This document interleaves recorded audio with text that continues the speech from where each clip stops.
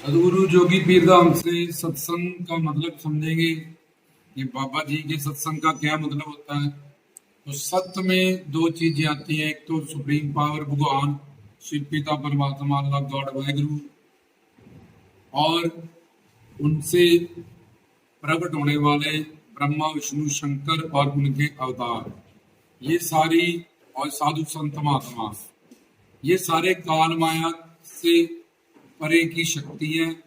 ब्रह्मा विष्णु शंकर भी सृष्टि के शुरू में शिव पिता परमात्मा अल्लाह ताला गॉड वाहिगुरु, जिनके अनंत बेअंत नाम है नारायण विष्णु, उनसे उस वक्त सृष्टि के शुरू में प्रकट होते हैं और सृष्टि के प्रलय के साथ अलोप होते हैं, लेकिन जन्म मरण से वो परे रहते हैं, स्वरूप शक्ति से युक्त रहते हैं।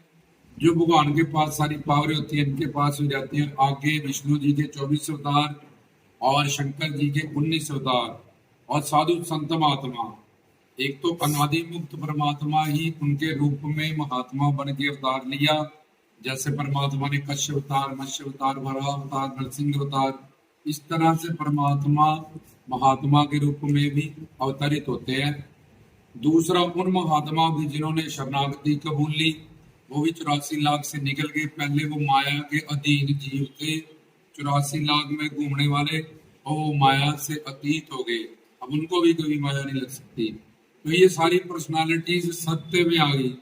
तो सत्य संग, इनसे मन जुड़ाव करना, संग होता है जुड़ना, जुड़ाव करना। इसका जुड़ाव करना है मन बुद्धि का, क्योंकि मन ही बंधन और मोक्ष का कारण है। तो वो शिव पिता परमात्मा से, जय नारायण से, जल्ला गॉड वाहिगुरु से, ब्रह्मा विष्णु शंकर, उनके अवतार, जिन अवतारों में से लगदाता भी आते हैं साधु संत महात्मा पीर फकीर और बाबा बालकनाथ जी। हमने शुरू में बाबा जी का सत्संग किया था।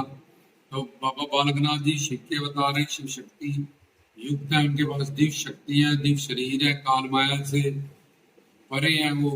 तो संग का मतलब जुड़ाव, उनके नाम, गुण, रूप, लीला, धाम, और संत मतलब गुरु, इनसे मन का जुड़ जाना, जोड़ना, क्योंकि मन बंधन मोक्ष का कारण है, जो 84 लाख में हमें भड़का रहा है। मन चंचल है, इसलिए मन बंदर की तरह कभी यहाँ कभी वहां, कभी वहां कभी वहां उछल कूद करता रहता है।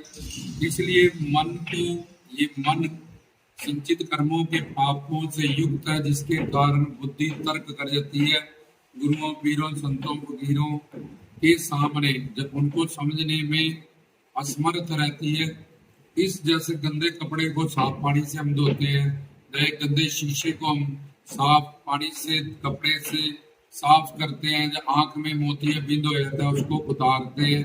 तो ऐसे ही इस गंदे मन को धोने के लिए हम ईश्वर के, बाबा जी के, सदगुरु के नाम, गुण, नाम मतलब पौणाहारी, दूधाधारी, जटाधारी, कलाधारी, उनके गुण के दया, करुणा, कृपा कितने ज्यादा उनमें गुण है, और तीनों रज तम सत माया के तीनों गुणों से वो परे हैं। और बाकी उनमें दया, करुणा, कृपा, भक्ति, शक्ति। तो नाम, गुण, रूप, उनके अलग अलग रूप जो तस्वीरों में या मूर्तियों में विराजमान है, और उनकी लीला में कि जैसे उन्होंने किस तरह से इसका कल्याण किया, उसका कल्याण किया, उसका कल्याण किया। तो नाम, गुण, रूप, लीला और धाम, तो ये सारे 6 एरिया बनाए गए जहाँ से जिसका सत्संग किया जाए, और अवतारों में अवतार लेके हमें कीर्तनों की सामग्री दी। जैसे हवन के लिए सामग्री चाहिए होती है, ऐसे अवतार लीला से हम कीर्तन करते हैं, जब सत्संग करते हैं, चाहे कृष्ण जी की हो, चाहे रामचंद्र जी की हो, चाहे गुरुओं, वीरों, संतों, फकीरों की हो।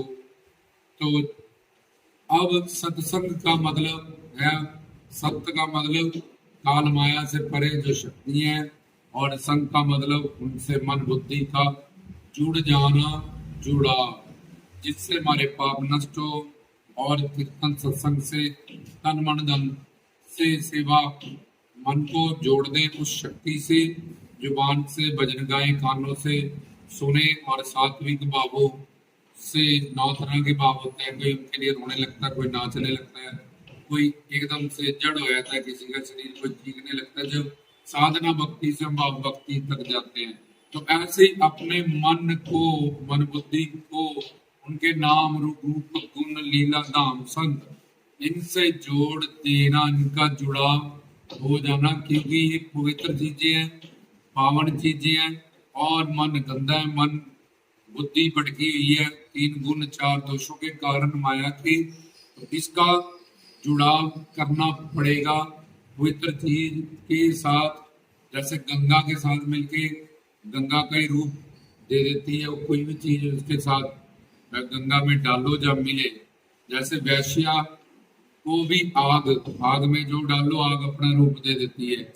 ऐसे ही इन पवित्र पावन जगहों को जिससे जो एरिया बताए गए पवित्र पावन माना गया, इनसे मन का जुड़ाव, इसको सत्संग कहा गया, जिससे कि मन शुद्ध होता है, पवित्र होता है, पावन होता है, पापों से जिसके अंदर पाप है वो नष्ट होते हैं।